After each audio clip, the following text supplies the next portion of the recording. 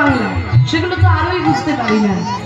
আমি একটু ব্যাখ্যাটা তোমাদের সামনে করে দিচ্ছি যাতে প্রত্যেকটি কথা হৃদয়ে